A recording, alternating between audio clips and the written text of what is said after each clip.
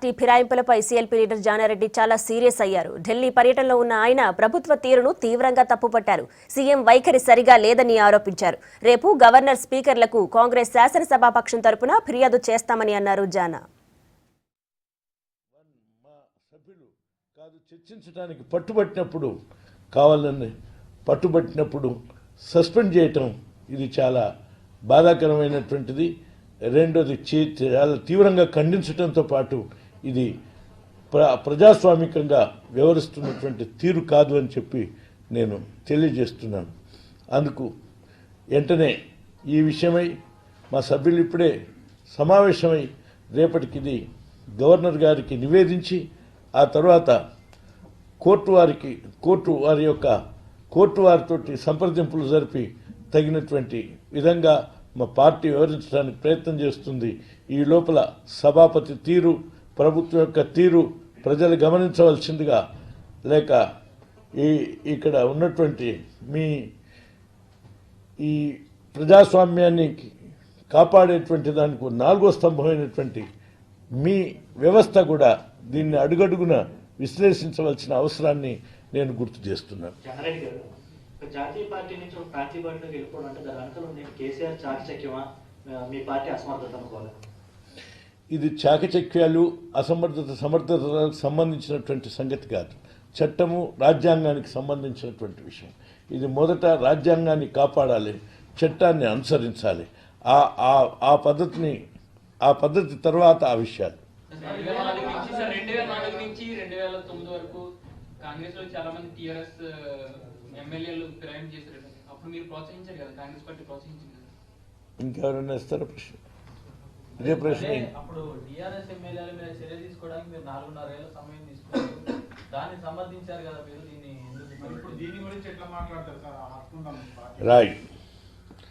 చూడండి, నేను ఇవాళ ప్రతిపక్ష నాయకుడిగా నాటి ఆ ప్రభుత్వంలో ప్రతినిధిగా కూడా నేను మీకు తెలియజేస్తున్నాను.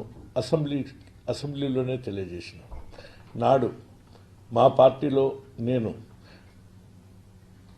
రాజశేఖర్ రెడ్డి గారికి ఈ విధము తగదని నేను ఆయనకు తెలియపరిచినాను. ఆయనకు తగదని తెలియజేసినాను. అయినా మెజార్టీగా వాళ్ళు తీసుకున్నటువంటి నిర్ణయం కానీ, ఆ తర్వాత జరిగిన విధం కానీ, అప్పుడే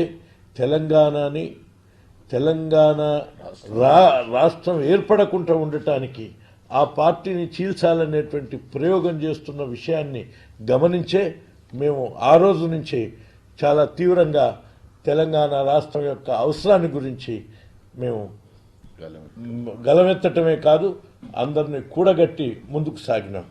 ఆ యొక్క పరంపరనే తెలంగాణ రాష్ట్రాన్ని సాధించడానికి ఆ దిశకు మళ్ళీనటువంటి విషయాన్ని మీకు గుర్తు చేస్తున్నాను. అందుచేతనే తెలంగాణ రాష్ట్రాన్ని ఏర్పాటు చేసుకున్న మనం అటువంటి అనైతిక, అప్రజాస్వామిక చేయకూడదని ఈరోజు నేను గలమెత్తుతున్నాను. అంతేకాదు, ఆ తర్వాత తెలంగాణ రాష్ట్రంలో ఇటువంటి ఈ నూతన రాష్ట్రంలో నూతన ఒరవడిని సృష్టించి ఇటు సభకు కానీ, హుందాతనం కానీ, పార్టీలకు కానీ ఇటువంటి యొక్క అనైతిక చర్యలు చేయవు తెలంగాణ రాష్ట్రంలో అని చెప్పడానికి సంకేతంగా ఉండాలి. కానీ గతంలాగా ఈ టీఆర్ఎస్ పార్టీ వ్యవహరిస్తే ఇది మీరు చేసినారని, మేము చేసినామని ప్రజల్లో చెప్తే ప్రజలే గమనిస్తారు, ప్రజలు నిర్ణయిస్తారు. దానికి ప్రజా తీర్పుకు మేము కట్టుబడి ఉంటాం.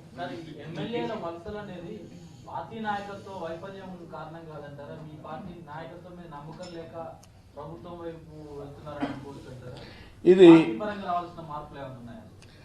ఇది మీకు ఒకవేళ వాళ్ళు ఏదన్నా నివేదించుంటే పార్టీ వైఫల్యం ఏ విధంగానో, లేకుంటే నాయకత్వం వైఫల్యం ఏ విధంగానో వాళ్ళు చెప్పుంటే దానికి వివరణ ఇచ్చి దాన్ని సఫలీకృతంగా చేసేదానికి ప్రయత్నం చేస్తాం మేము. కానీ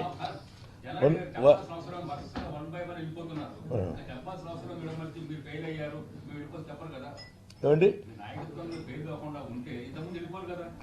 అదేనండి, దానికి నాయకత్వం ఫెయిల్ కావటానికి మీరు అడిగేటువంటి యొక్క ప్రశ్న అసలు రాజ్యాంగ విరుద్ధంగా వ్యవహరిస్తున్నటువంటి తీరును మాట్లాడుతుంటుంటే వారి వైఫల్యం అనేటువంటిది డైవర్ట్ చేయటం అనేటువంటిది సరి అయినటువంటిది.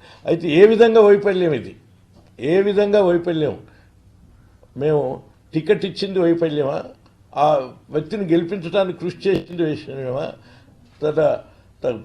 కాంగ్రెస్ పార్టీ అభిమానులందరూ కాంగ్రెస్ పార్టీ యొక్క గుర్తుపైన నెగ్గించింది వైఫల్యమా, వచ్చి తెలంగాణ రాష్ట్రం కొరకు కాంగ్రెస్ పార్టీ ఇచ్చిన మాట నిలబెట్టుకున్నది వైఫల్యమా, లేదా ఇప్పుడు 4 మాసాలలో వీళ్ళందరినీ కూడగట్టి ముందుకు సాగుతున్నది వైఫల్యమా? ఎటువంటిది వైఫల్యం? అంటే వైఫల్యం ఎమ్మెల్యేలు పార్టీ మీటింగ్స్ వెళ్ళారు వైఫల్యం. అంచేత ఇది మాకొచ్చేట్టున్నటువంటి ప్రలోభాలకు లొంగి, స్వార్థానికి లొంగి, లేకుంటే అధికార ఆశకు, లేక వివిధ కారణాల చేత పోతున్నటువంటి యొక్క అంశంగా మేము దాని విషయం ఇంకా దాని లోపల ఏమేమి ఉన్నదా అనేటువంటిది మేము విచారణ జరుపుకుంటున్నాం. కానీ పార్టీ వైఫల్యం కాదు, లేకుంటే పార్టీ నాయకత్వ వైఫల్యం కాదు. పార్టీ నాయకత్వం చాలా తీవ్రంగా ఈ విషయాల్ని ఖండిస్తూ, ఇటువంటి విషయాన్ని తీవ్రంగా తీసుకుంటూ వాళ్ళకు అవసరమైన రక్షణ ఇవ్వడానికి సిద్ధంగా ఉన్నది, ఇచ్చినాం.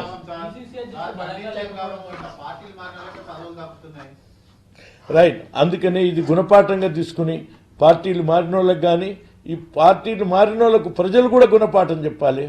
పార్టీలు మారి ఇటువంటి ప్రయోగం చేసినప్పుడు పార్టీలు కూడా దీన్ని గుణపాఠంగా తీసుకోవాలి, ప్రజలు కూడా గుణపాఠంగా చెప్పాలి. ఆ తర్వాత మేము కూడా ఇది మళ్ళా పునరావృతం కాకుండా ఉండటానికి తగిన తీవ్రమైన చర్య తీసుకోవటం పార్టీ నిమిత్తం కూడా మేము రోజు చర్చించుకుంటున్నాం.